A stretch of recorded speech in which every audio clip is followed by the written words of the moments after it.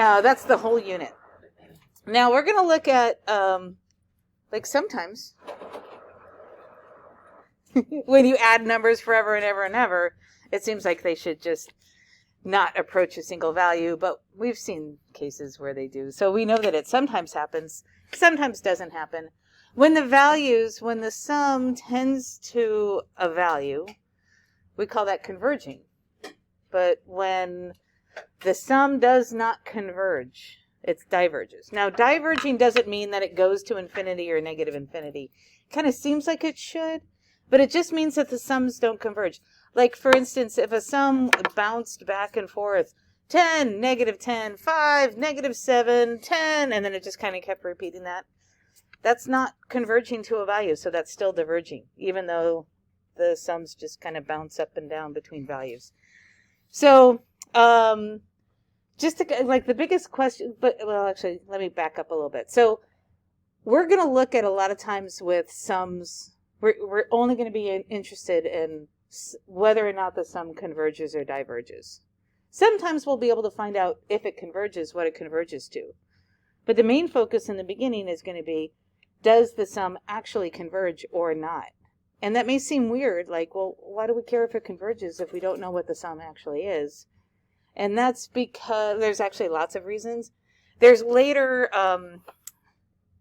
subjects in math, areas of math, where the importance of whether or not a sum converges is really what's important.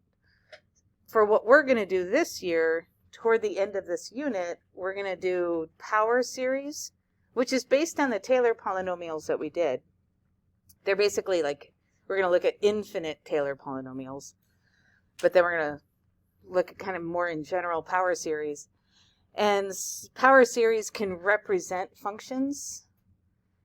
And in that case, we want to know, will this power series actually converge? For what value? Remember how we looked at Taylor polynomials approximating a value as long as we were close to 0?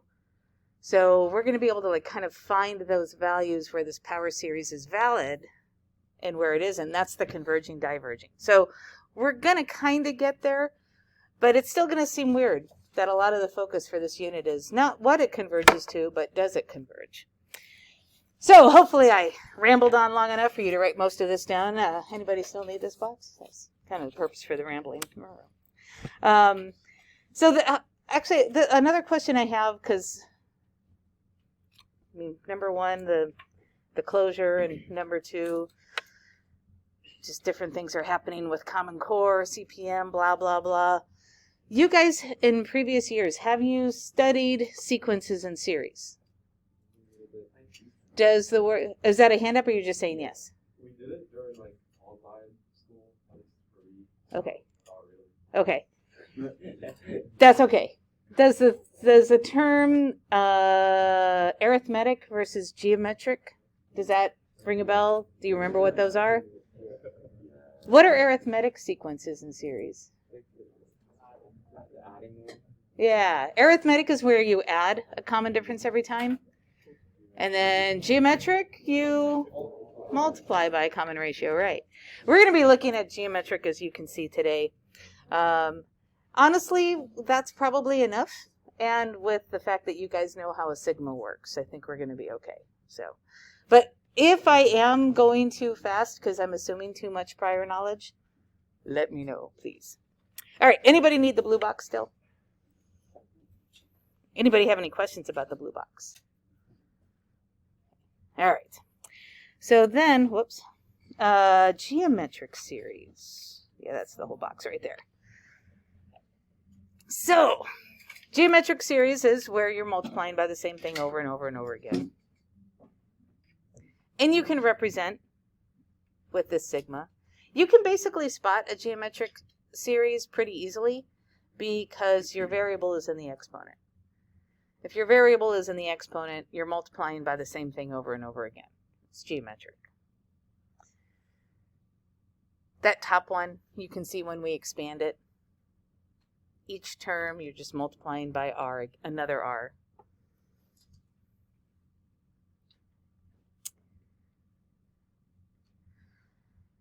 And if you know you have a geometric series, you can always take two consecutive terms, divide them to find R. If you don't know you have a geometric series, you can divide all the pairs of consecutive terms.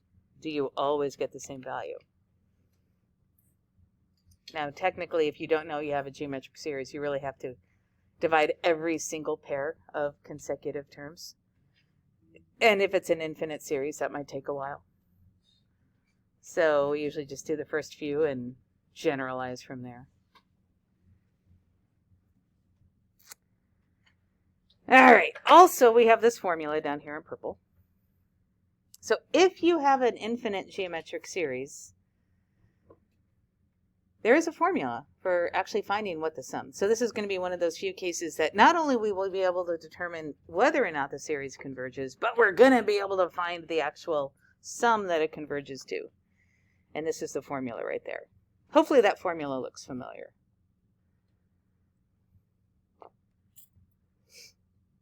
But remember, geometric series will only converge if the absolute value of the common ratio is less than 1.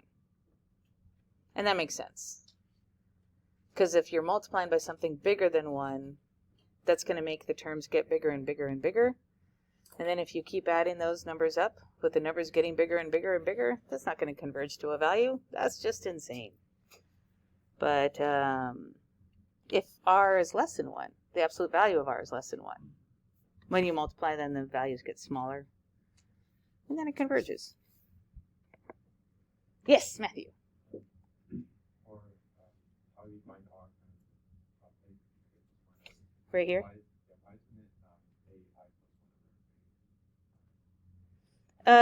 So why am I using K instead of I? Doesn't matter. You can. It's just a variable, so I could use anything. The only other thing, which this is where you just kind of have to use the context, is, oh, and actually I meant to point it out in the other one. So we say A sub n represents a term in the sequence or series, but don't automatically assume that A sub 1 is the first term, because sometimes we start counting at 0, sometimes we start counting at 1, sometimes we actually start counting at 2, and I mean, it's just kind of weird. So, I mean, you'll see that sometimes, like, for instance, in this formula here, this formula uses A sub 1 to represent the first term. But don't automatically assume every time you see A sub 1 that means the first term. You kind of have to use the context to determine what is really representing the first term. That's why I had to specify A sub 1 is the first term here. So that's kind of a little weird thing that we just kind of deal with, because there's no standard on that. All right, any questions on that? Anybody need more time with the purple box? Okay. Boom, boom. So our three main topics today then are going to be geometric series, something called the divergence test, super easy test, and then we're going to do telescoping series. Have you guys, I don't think it was taught. It used to be taught, but I don't think it's, now that we switched to CPM. Telescoping series, those are fun. Okay, good. We got something new. Oh, okay, well, fine. They're telescoping. They get big, but then just like a telescope, like the pirates, you know, they just collapse. Anyway, anybody still need the purple box? All right, what comes next? I don't know. All right, it's our first test for divergence. Yes. And actually, next class, I'll give you a handout, because one of the toughest things about this unit is going to be keeping track of all these tests for convergence or divergence. But we're doing our first one today, and it's called the divergence test. And it's basically, do the terms tend to 0? If the terms don't tend to 0, you automatically know the series is going to diverge. But you don't know what converges. Yes. So this is like, if they, I'm kind of confused. It's just, if they get big, it diverges. Yep. Okay. And by the way, that video that I showed you, the sum of the natural numbers, 1 plus 2 plus 3 plus 4, for this unit, forget you ever saw that. It does not apply.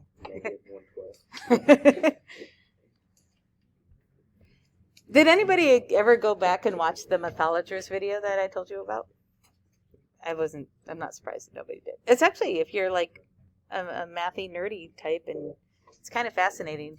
But it's funny because he does actually make a comment in the video. He actually goes through like these different levels to explain the sum. But one of the things he does comment on is it doesn't apply in calculus.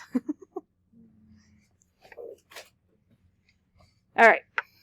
So let's take a look at how this works. Super easy test. This is like the easiest test. It's the easiest one, but we often forget about it because by the time we get to the end of this unit and we learn all these other tests, it's like, oh, we forget to just check this one. So A sub n is that argument. So the question is, what is the limit as n approaches infinity of n over the square root of n squared plus 1? You guys should be able to tell me that.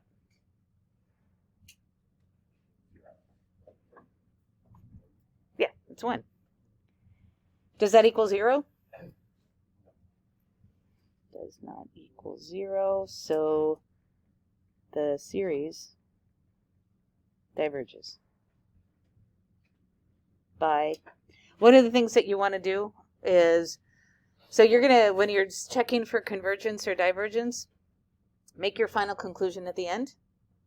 And then your conclusion is whether it converges or diverges, and then give the reason why.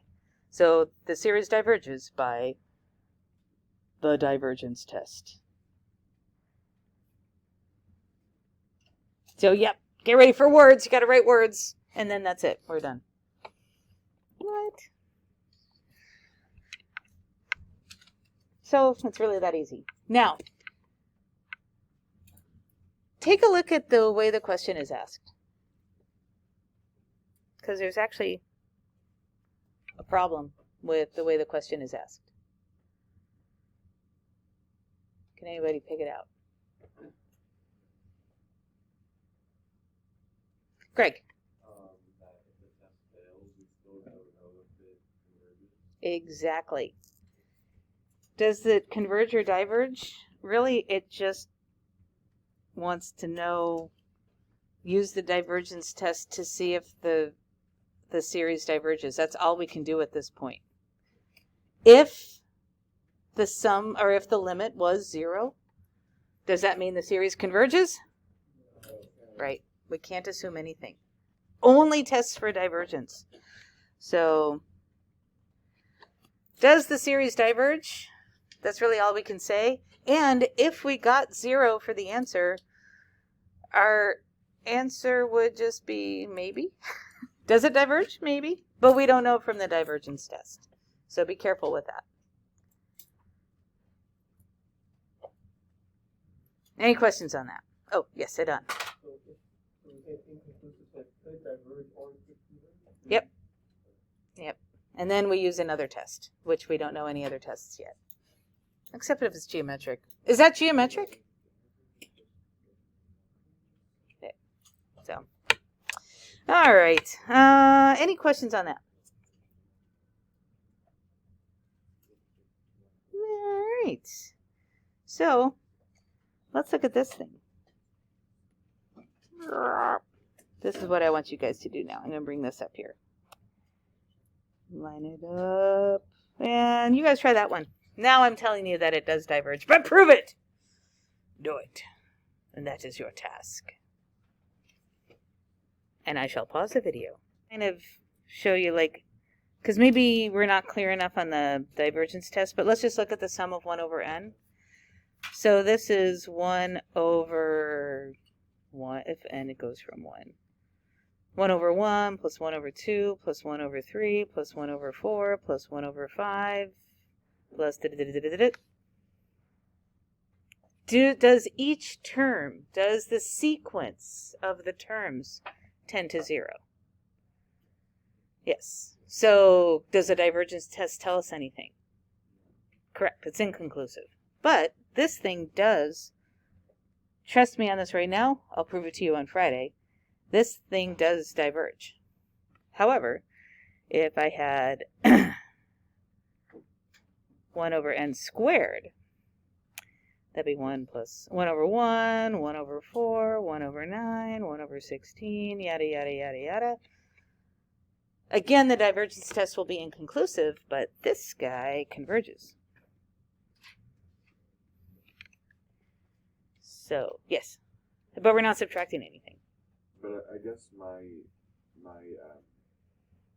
point is that the numerator is always going to be bigger than the denominator, and because if there's no way to make the numerator less than the denominator, it's always going to be greater than 1. Oh, so you're just trying to explain... Now I'm going to go back up here. So you're just trying to explain why this limit can't go to 0. Yeah. Oh, okay. Yes, you are correct. Okay. So here, there's 2 different ways to look at the problem that I had given you originally on why it diverges. You can use a divergence test and just show the limit. And this is one of those that, I mean, do you have to show all this work to show that it goes to infinity? No, you don't really have to. But this is one way of explaining it. Kieran's way also works. It's just hard to write. So here's a way that you can explain it. But yeah, it's going to go towards infinity. But you can also treat it like the sum of 2 geometric series. And as long as one of these series diverges, it's going to force both of them to diverge. So we can also use the geometric series to explain why it diverges. So 2 different ways. Which way is better? I don't know. Let's have a Socratic seminar about that. Sorry. I get bitter when I have to go to professional developments that are geared towards humanities teachers. And they talk about, like, how to use a Socratic seminar in your classroom. I'm like, let's see. Let's talk about is the quadratic formula a good method to use in solving something that can be factored? Anyway. When I have students that just insist on always using the quadratic formula, and because factoring is hard. Anyway, sorry. I should edit that out of the video. Somebody's watching this who's that way. Oh my God. Sorry, I don't agree with you if you're like that. Yes, I'm looking at you. They can't see me. All right, any questions on that? So geometric and, I don't know, divergence test, pretty standard. Anybody need this still? Anybody want about this?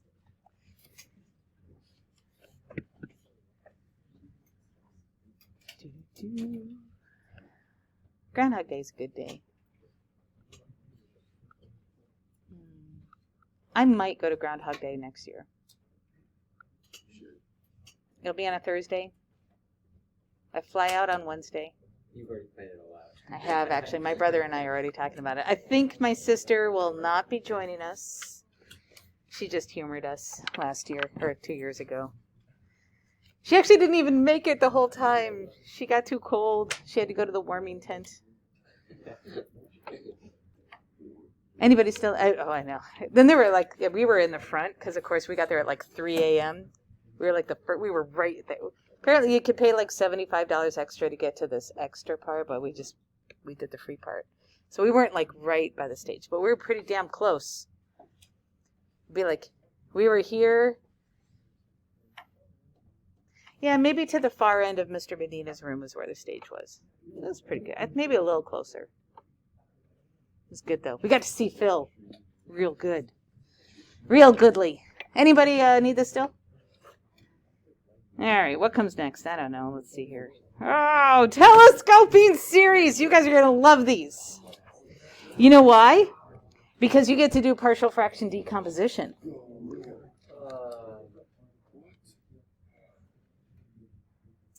I knew you were going to love it. Yeah. All right. So, let's consider this. Telescoping series are kind of cool. And we call them telescoping series because they get long And then just like a telescope can collapse. I would love to get a hold of one of those to bring it out when I do telescoping series. Back in the day, when you got DirecTV, they used to, if you were going to move, they would come out, uninstall your satellite dish, and then put it on the new house. Now they just leave it on the old house and then put whether the new owner wants it or not. But they were taking it down, and I asked the guy, could I keep it? And he said, yes. Why? Because we were going to get DirecTV at the new house. And he asked me why. I'm like, because I'm a math teacher. And I could talk about paraboloids, and this would be great. And so I used to have a satellite dish in my classroom. It's great. All right, anyway. So here's what we're going to do. We do have to first, before we can even do partial fraction decomposition on this, we have to write an expression for the nth term. So we have to find a sub n. And this is where, there's different ways of going about this. I'll just kind of, this is one thing where I might go a little too fast. I don't know, so let me know. Obviously, the numerator is always 2, so that's easy. Now, there's different ways of describing this pattern, but if you take a look at the smaller factor in each fraction. So I'm going to highlight those. So 1, 5, 9, 13. There's a nice pattern there, isn't there? They're going up by what each time? 4. So if we're going up by a constant amount, it's linear. So think about a linear expression then, where the slope is 4. And then I'm going to look at starting at n equals 0, because that's probably done more often. I don't know. It doesn't really matter, but I'm going to consider n starting at 0.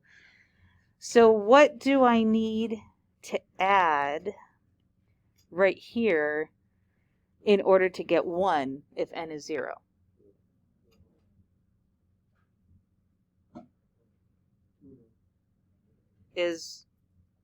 Oh, wait, never mind. Yes. Sorry, I was thinking something else. Oh my God. Okay. Yes. And then do the same thing now. Here, let me actually. So that comes from the blue ones.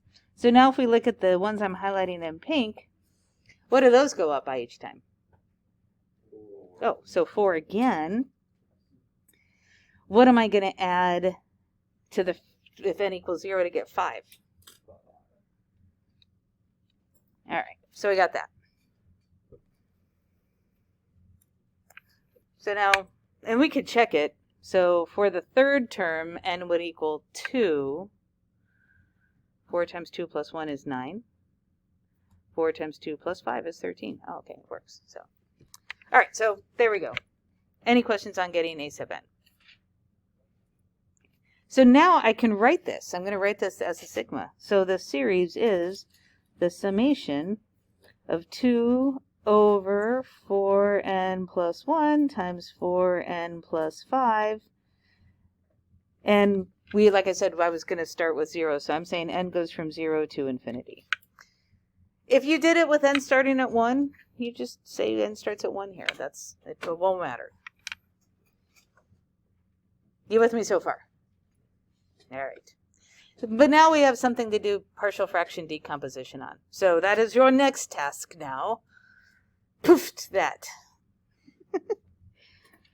I'll do it here. I won't bother pausing my screen, but I'm not going to talk through it. But just see if you can rewrite that decomposed. I'll do it all in the laser thing, and then it will erase. That would be kind of cool, actually.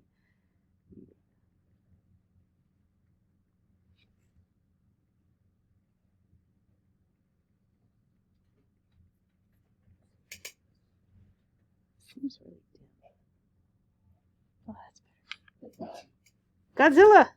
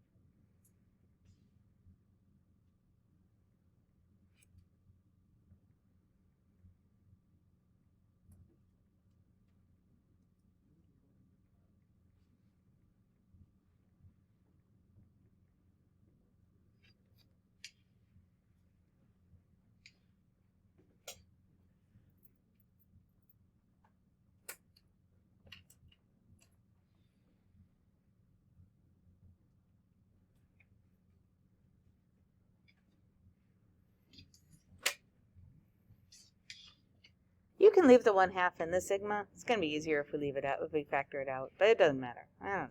Maybe it's easier, maybe it's not. It doesn't matter.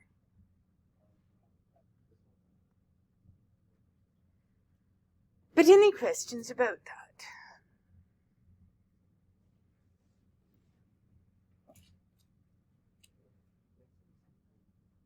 Alright. Yeah, we might have done telescoping in STEM during closure. Might have been one of those optional things. I don't know. Anyway. Crazy. We're going to have some stories to tell the next generation about COVID, huh? All right. Any questions about the PIFT part? So now what we do is we expand them. And let's just watch the magic happen. So I got that 1/2 on the outside, but then I got a whole bunch of stuff on the inside. And the way I'm going to do it, like when you're expanding these, don't try to, like you've got these individual terms. Simplify each individual term if you want, but don't try to like combine anything right away, even if they combine super easily. Just write it all out. So here's what I mean. Now the thing says n equals 0. We're going to start with that. So if n equals 0, the first expansion is going to be 1 over 1. It's okay if you write it as 1. Minus 1 over 5. So even if you're like, oh, but that's 4/5, I'm just going to write 4/5 down. Don't do it! Leave it like that. And then we go again. Okay, so now when n equals 1, let's see, we're going to get 1/5, whoops, and minus 1/9. And there's the next expansion. And I'm just going to go a few more, maybe 2 more. We'll see if we notice anything. If n equals 2, we have 1/9 minus 1/13. And if n equals 3, we have 1/13 minus, what am I on? N equals 3, I lost track. 1/17. Do ya notice anything? What the heck? What do you notice? Yeah, we got a bunch of stuff that are just going to cancel. Negative 1/5 plus 1/5, boom, they're gone. Negative 1/9 plus 1/9, it's gone. Negative 1/13, positive 1/13, boom, they cancel out. Is that negative 1/17 going to have something to cancel out with? Yeah. Why, it sure is. What about, what color am I going to use here? Green. What about the 1 over 1 in the beginning? Is that going to have anything to cancel? Oh. Poor guy, he doesn't have a dancing partner. So now we see a pattern happening here. So then imagine that this continues, dot, dot, dot, until we get toward the end. Now, I know that we're going to look at, like, anyway, go with me on this. I probably should have done this. I'm going to change that upper limit instead of infinity. Let's just change it to k. So imagine toward the end as we're getting closer to k. How about k minus 1? So we will have 1 over 4 times k minus 1 plus 1 minus 1 over 4 times k minus 1 plus 5. And then finally when we get to the end, we let n equal k, and we get 1 over 4k plus 1 minus 1 over 4k plus 5. Boom. So any questions where I got that from? So now what I'm going to do is, like, let's try to figure out at the end, we see a bunch of stuff is going to cancel. So let's see if we can, like, kind of keep this pattern going to the end. So right here, this guy and this guy, they may not look the same, but if you simplify them, they're going to cancel, aren't they? All right, so we got those. I'm out of colors, so I'm just going to go the other way. So those are gone. What about this guy right here? Would this term have anything to cancel out with? Yeah, it would have the thing right before it, right? So that's gone. What about this guy at the end then? Is he going to have anything? Nope. So these are the things that we're left with. So we can say that this sum is actually 1/2 times 1 minus 1 over 4k plus 5. Now we have an expression to represent a partial sum. And by the way, notice that this is like the way it canceled out is symmetrical. The very first term was what we were left with, and the very last term. Sometimes you have more than one term left after stuff cancels. So anyway, there's some nice symmetry there. So then our final thing is we want to know about an infinite sum. So what happens as k approaches infinity? What happens if that upper limit is infinite? So let's look at that. The limit as k approaches infinity of 1/2 times 1 minus 1 over 4k plus 5. Does that limit exist? Yes. What is it? Yeah, it'll be 1/2. Yeah, this guy's 0. And then 1/2 times 1 is 1/2. And so, the series, the summation, as n goes from 0 to infinity, and you can write it how you want. Like if we go back to the beginning, you can write it like this, where we didn't decompose the fractions. You could write it with the fractions decomposed. It's up to you. Oh man, I keep doing that. 2 over 4n plus 1 times 4n plus 5 converges. Boom. We're done. I know.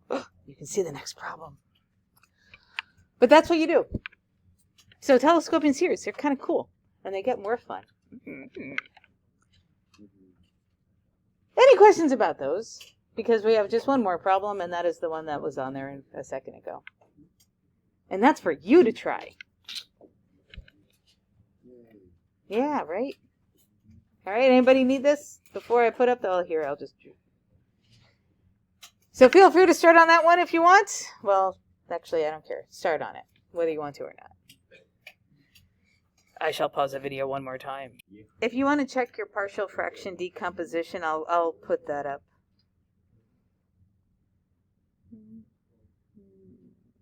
Of course, now I'm starting at 1. But you really can start at whatever. You'll get a slightly different partial fraction decomposition depending on what you start with. But the end result will be the same. So here it is if you start with 1.